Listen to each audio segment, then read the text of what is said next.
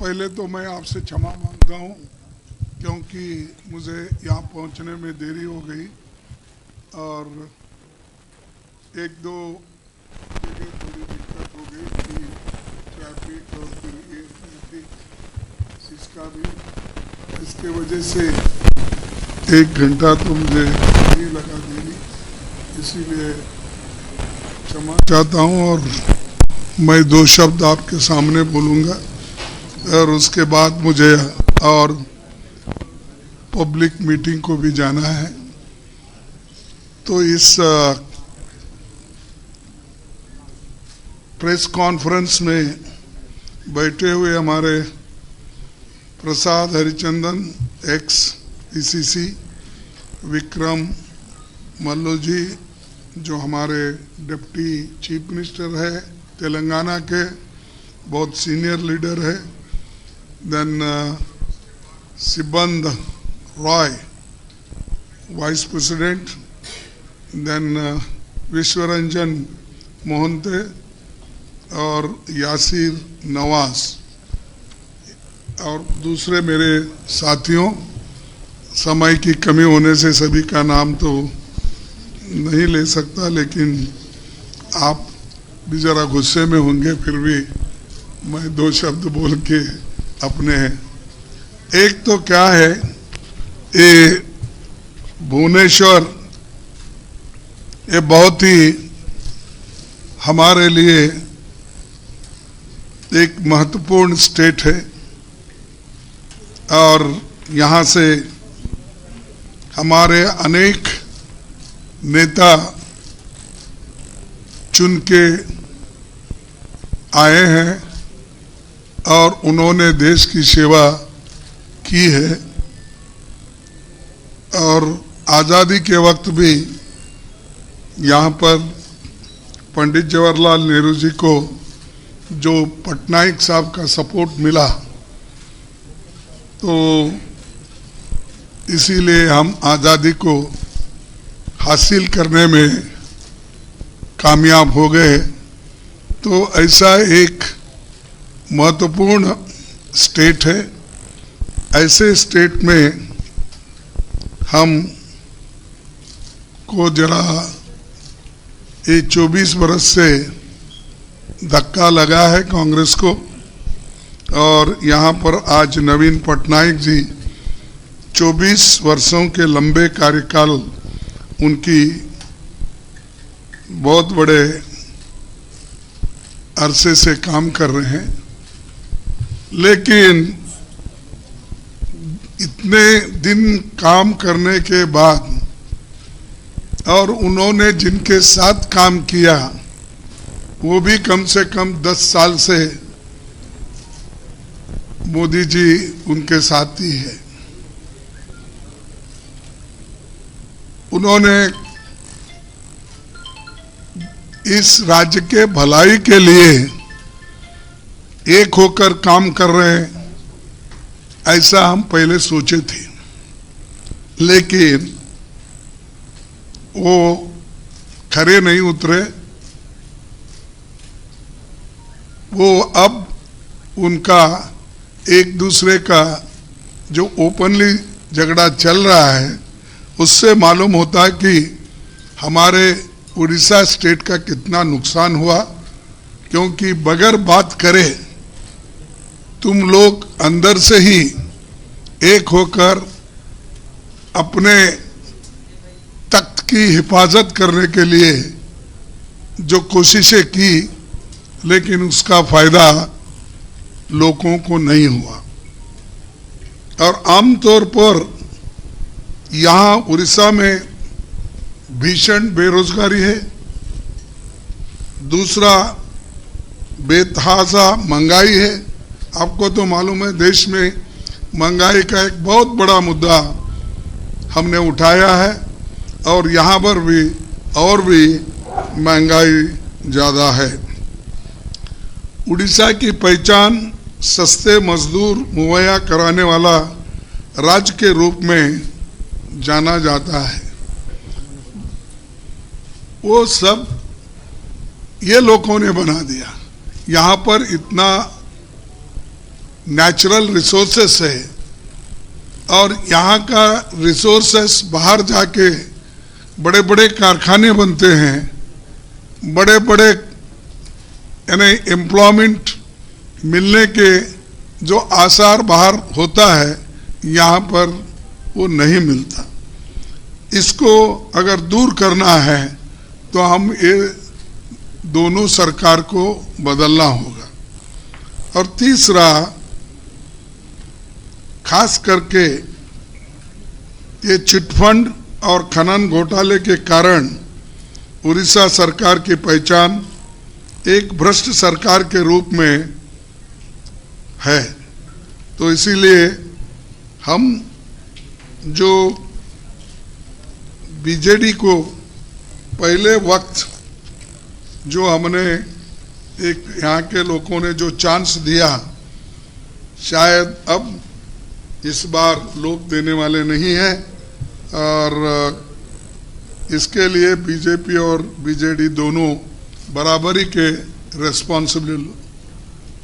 Responsibility उनकी है। और तीसरा, युवाओं में भीषणतम बेरोजगारी तो बढ़ रही है, लेकिन इधर उन्होंने कोई ध्यान नहीं दिया। और हम अभी हमारे साथ जो नेता आए थे उनसे पूछताछ करने के बाद यहाँ कम से कम 41% ILO रिपोर्ट के मुताबिक अनएम्प्लॉयमेंट है। तो आप सबसे ज्यादा उड़ीसा में है, तो फिर आप डेवलपमेंट क्या करें? 24 साल एक आदमी एक जगह एक स्थान पर अगर बैठता है, अपने लोगों की चिंता अगर नहीं करता, 41% अनएम्प्लॉयमेंट रखता है और फिर भी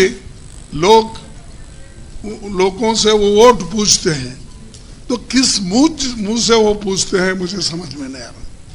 और इनको साथ बीजेपी तो और भी रिस्पॉन्सिबल है, क्योंकि यहाँ के लोगों को तो एक अलग ढंग से उन्होंने बोल कर अपने मदद करने का तो छोड़ दिया और यहाँ पर कोई मदद ही नहीं किया, सिर्फ उनके चीफ मिनिस्टर के ऊपर छोड़ दिया। लेकिन चीफ मिनिस्टर और दोनों मिलके इस अपने उड़ीसा का मैं क्या कहूँ कि उड़ीसा को बर्बाद करने में इन दोनों का हाथ है। तो हम ये चाहते हैं कि हमारी सरकार, गठबंधन की सरकार, हम जो एक लड़ाई लड़ रहे हैं, ये तो लड़ाई इसके लिए है कि डेमोक्रेसी को बचाने के लिए, संविधान को बचाने के लिए और एक होकर इस देश को रखने के लिए। और तीसरा कि जो आज कल हेट स्पीचेस करके समाज में जो डिवीजन कर रहे हैं मोदी साहब, तो उसके खिलाफ भी हमारी लड़ाई है। और ये बहुत से माइनिंग और अदर जो भी नेचुरल रिसोर्सेस है, उसकी यहाँ पर बहुत लूट हो रही है। और बड़े बड़े जो भी प्लांट्स बने, कुछ भी बने, तो पहले के हैं, इनके तो कोई इसमें हिस्सा नहीं है। तो ये मैं इसलिए कह रहा हूँ कि जब आदमी को एक अपॉर्चुनिटी मिलती है तो वो अपने राज्य के हित में काम करना चाहिए। और उसी ढंग से मोदी जी जो आज हर जगह जाके बोल रहे हैं कि मैं 400 पार सीट ले रहा हूँ। अरे 400 पार कहाँ लेते हैं? आप तमिलनाडु में हैं, आप केरला में हैं, आप कर्नाटक में 50-50 हो रहा है और महाराष्ट्र में 50-50 हो रहा है और आंध्रा में तुम्हारा कोई नहीं है, वहां पर तो जगन बैठे हैं। और तेलंगाना में ये लोग हैं, कर्नाटक, तेलंगाना, ये अपना केरला, तमिलनाडु आप कहीं भी नहीं है वहां पर, और यहाँ पर जो ज्यादा से ज्यादा सीटें पहले हमारे इनको मिलते थे अपना पटनायक जी को, अब यहाँ पर भी वो खत्म होके कांग्रेस ऊपर आ रही। कांग्रेस इसलिए ऊपर आ रही कि ये दोनों के लड़ाई में, और ये दोनों जो इस ओडिशा को बर्बाद करने में लगे, तो लोग अब रियलाइज करें, तो वो रियलाइज करके आज कांग्रेस को वो मदद कर रहे। उसके बाद हमारी गारंटीज ये है कि मोदी साहब तो बोलते मोदी की गारंटी ये तो पक्की है, सरकारी है बोलते, लेकिन उन्होंने कभी गारंटी नहीं निभाया। 15 लाख की गारंटी उन्होंने निभाई, 2 करोड़ नौकरियां सालाना देने का उन्होंने निभाया, किसानों की आमदनी डबल करने का उन्होंने निभाया, और उसी तरह जो उन्होंने कहा वो एक भी नहीं करे। फिर अब गारंटी बोल रहे, अरे तुम्हारी गारंटी देश के लिए कुछ भी नहीं है। देश पूरा, तुम्हारी गारंटी मीन्स पेट्रोल ज्यादा करना है भाव, डीजल ज्यादा करना, एलजीपी करना, उसके बाद गैस का प्राइस बढ़ाना, फर्टिलाइजर प्राइस बढ़ाना, और उसके बाद औषधों का जो दाम है वो बढ़ाना। ये सारी चीजें आप क्या, ट्रैक्टर के ऊपर जीएसटी डालना, ट्रैक्टर के टायर के ऊपर जीएसटी डालना, ये सब तुम्हारे काम। ये है, मोदी है तो ये मुमकिन है। तो इसीलिए हम आज के दिन ये चाहते हैं कि आपके माध्यम से पूरे देश में ये जो हमने एक माहौल तैयार किया है जनता के लिए, और ये लड़ाई जनता की है। जनता खुद लड़ रही है मोदी के खिलाफ, जनता उठी है, नौजवान उठे हैं, वो लोग लड़ रहे हैं। और उसी लिए तो हमने 5 न्याय और 25 गारंटी हमने तैयार की है, खास करके युवा न्याय, नारी न्याय, किसान न्याय, श्रमिक न्याय, और जनगणना के आधार पर लोगों को मदद करना।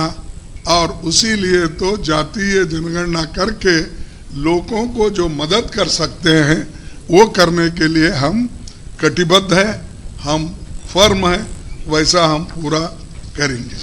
उसके बाद में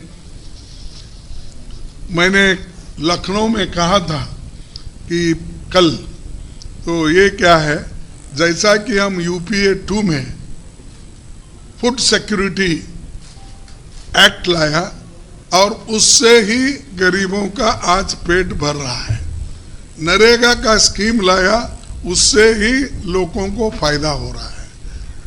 उसी के बाद राइट टू एजुकेशन हमने लाया, उसी से बच्चों को, विद्यार्थियों को फायदा हो रहा है। ऐसे कई चीजें हैं हमने किया बगैर बोले। हम कभी नहीं बोले कि हमारी ये गारंटी है इलेक्शन में, लेकिन सत्ता में आने के बाद यूपीए सरकार 1 और 2 में सब कुछ किया। इन्होंने एक काम किया कि नोटबंदी किया, और नोटबंदी होने के बावजूद भी अगर अदानी अंबानी के पास ट्रक भर भर के पैसे निकल रहे हैं, टेम्पो में अगर पैसे निकल रहे, तो ये लोग क्या कर रहे थे, नींद कर रहे थे। अपने ही लोगों के पास पैसे हैं, तुम खुद बोलते, फिर काला धन कैसा आया, कहां से आया? तो ये बोलते एक, करते हैं एक, इनको कोई जनता की चिंता नहीं। इसीलिए हम अब 10 केजी जो 5 पहले उन्होंने घोषणा की थी, लेकिन हम इससे पहले भी 35 केजी तो हम सबको देते थे, और हमने जो शुरू किया इसमें फिर हमने एडिशन करने का सोचा, और ये 5 केजी के बजाय 10 केजी हम करेंगे, ये हमारा इरादा है। और इसको आगे और बढ़ाएंगे। जब गठबंधन की सरकार आएगी, निश्चित रूप से ये न्याय और गारंटी को हम इम्प्लीमेंट करेंगे। और ये डेफिनेटली मैं बोलता हूं, बीजेपी की सरकार केंद्र में नहीं आने वाली है। मैं ये आंकड़े के साथ आपको बताया कि ये स्टेट में तो उनका घट रहा है, ये राज्यों में भी चलेंगे, ये राज्यों में भी उनके घट रहे हैं। अब फर्ज करो कर्नाटक में एक ही सीट थी, हम तो वहां पर 10-12 ला रहे हैं। तेलंगाना में 1-2 थे, अब तो हम वहां 10-12 ला रहे हैं। फिर इनके पास कौन से ऐसे आंकड़े मिले जो 400 पार? मैं समझता हूं 200 से ज्यादा ये सीट उनको आएंगे नहीं, इनकी सरकार बनेगी नहीं, हमारी गठबंधन सरकार की बनेगी। हमारे पास उतने नंबर है उनको रोकने के लिए और सत्ता से बाहर करने के लिए। इतना कह के दोस्तों मैं आपसे विदा लेता हूं। अगर कोई 1-2 प्रश्न है तो आप बोलिए। देखिए,